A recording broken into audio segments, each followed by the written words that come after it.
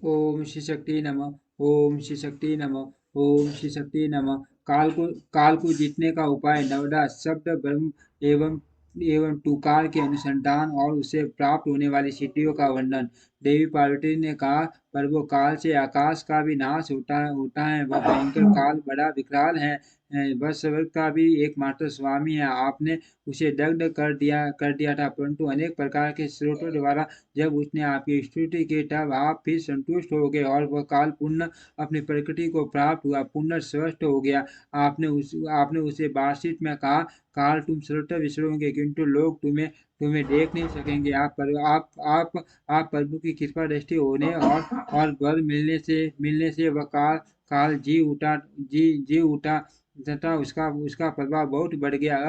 महसूस किया, यहाँ ऐसा कोई साधन है जिससे उस काल को नष्ट किया जा सके। यदि हो तो मुझे बताइए, क्योंकि आप योगियों में शिरोमणि और स्वतंत्र प्रभु हैं। आप परोपकार के लिए ही शरीर धारण करते हैं। शिव बोले, देवी, श्रेष्ठ श्रेष्ठ देवता, दैत्य, यक्ष, राक्षस, नाग और मनुष्य, किसी के द्वारा भी काल का नाश नहीं किया जा सकता। परंतु जो ध्यान प्राण योगी है वे शरीरधारी होने पर भी सुखपूर्वक काल को नष्ट नष्ट कर देते हैं। बड़ा रोए, ये पांच भौतिक शरीर सदा उन भूतों के गुणों से युक्त ही उत्पन्न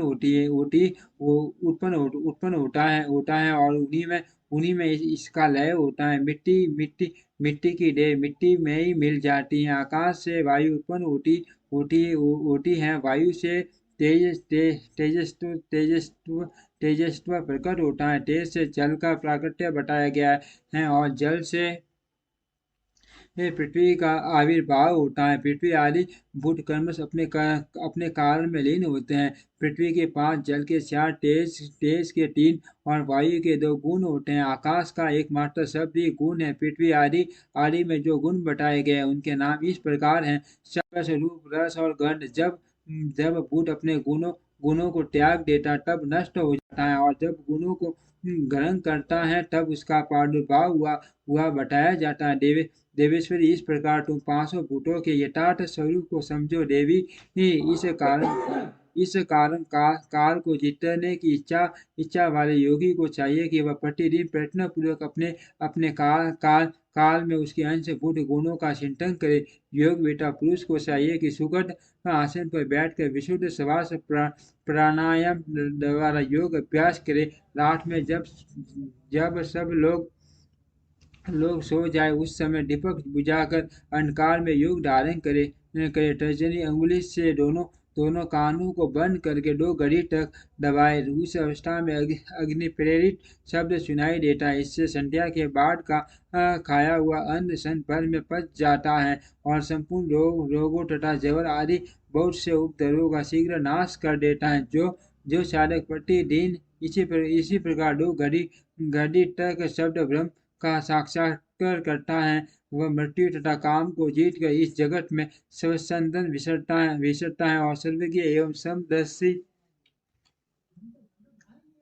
होकर होकर संपूर्ण सिद्धियों को प्राप्त कर लेता है। जैसे जैसे आकाश में वसु से युक्त बादल गरजता है, उसी प्रकार उस शब्द को सुनकर योगी तत्काल संसार बंधन से मुक्त हो जाता है। तदंतर योगी द्वारा प्रतिदिन चिंतन किया जाता हुआ वह शब्द कर्म सूक्ष्म से सूक्ष्म तर हो जाता है। देवी, इस प्रकार मैंने तुम्हें शब्द ब्रह्मा के चिंतन का क्रम बताया है। जैसे जैसे डांस चाहने वाला पुआल को छोड़ देता है, उसी तरह मोक्ष की इच्छा वाला योगी सारे बंधनों को त्याग देता है।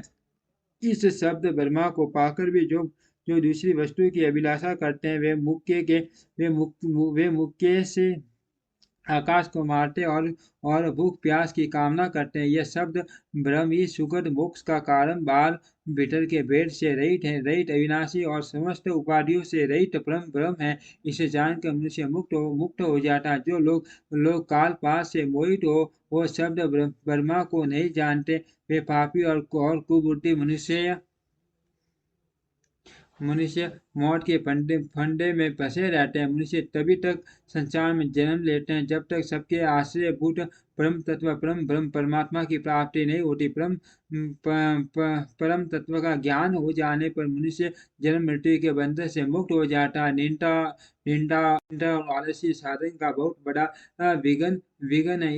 इस शत्रु को यत्न पूर्वक जीत कर शुक्र आसन पर आसीन हो प्रतिदिन शब्द ब्रह्म का अभ्यास करना चाहिए। 100 वर्ष वर्ष की अवस्था अवस्था वाला वृद्ध पुरुष आजीवन इसका अभ्यास करे तो वो उसका शरीर रूपी स्तंभ मृत्यु को जीतने वाला हो जाता है और उसे प्राण वायु की शक्ति को बढ़ाने वाला आरोग्य प्राप्त होता है। वृद्ध पुरुष पुरुष पुरुष में भी ब्रह्मा के अभ्यास से होने वाले लाभ का विश्वास देखा जाता है। फिर तरुण मनुष्य को इस साधना से पुण्य लाभ हो, इसके लिए तो कहना ही क्या है। यह शब्द ब्रह्म न ओंकार है, न मंत्र, न बीज है, न अक्षर। यह अनाथ नाद बिना आघात आघात के अथवा बिना बजाए ही प्रकट होने वाला शब्द है। इसका उच्चारण कितना ही चिंतन होता है। यह शब्द ब्रह्म परम कल्याण में है। प्रिय शुद्ध बुद्धि वाले वे पुरुष जितने उपयोग निरंतर इसका अनुसंधान करते हैं।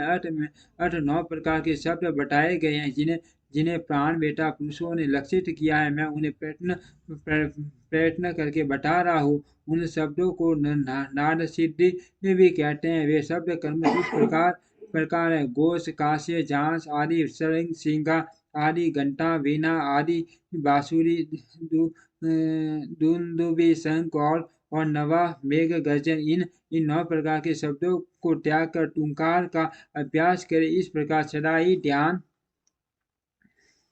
करने वाला योगी पुण्य पापों से लिप्त नहीं होता। देवी योगाभ्यास के द्वारा सुनने का प्रयत्न करने पर भी जब योगी उन शब्दों को नहीं सुनता और अभ्यास करते करते मरणासन हो जाता है, तब भी वह दिन रात उस अभ्यास में ही लगा रहे।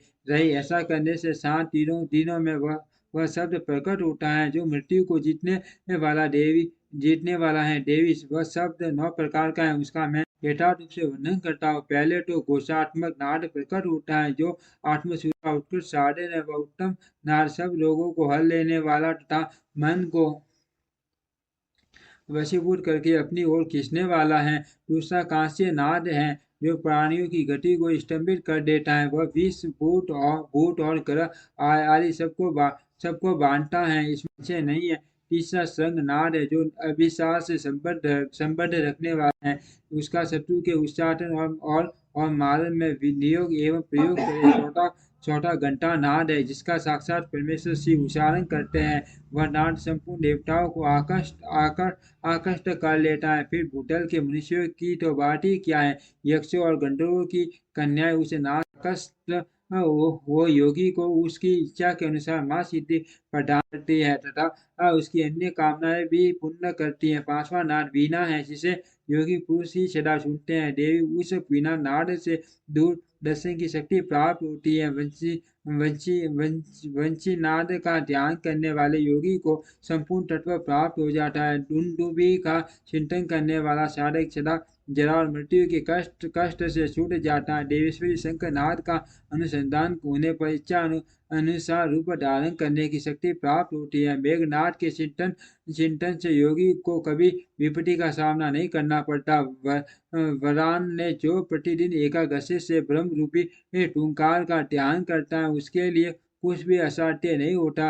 उसे मनोवांछित सिद्धि प्राप्त हो जाती है। वह सर्व की सर्वदर्शी और इच्छा अनुसार रूपधारी होकर सर्वत्र विचरण करता है, कभी विकारों के वशीभूत नहीं होता। वह साक्षात शिव ही है, इसमें संशय नहीं है। परमेश्वरी, इस प्रकार मैंने तुम्हारे समक्ष शब्द ब्रह्मा के नवदा स्वरूप का पुण्यतः वर्णन किया है। अब और क्या सुनना चाहती हो। ओम श्री शक्ति नमः। ओम श्री शक्ति नमः। ओम श्री शक्ति नमः।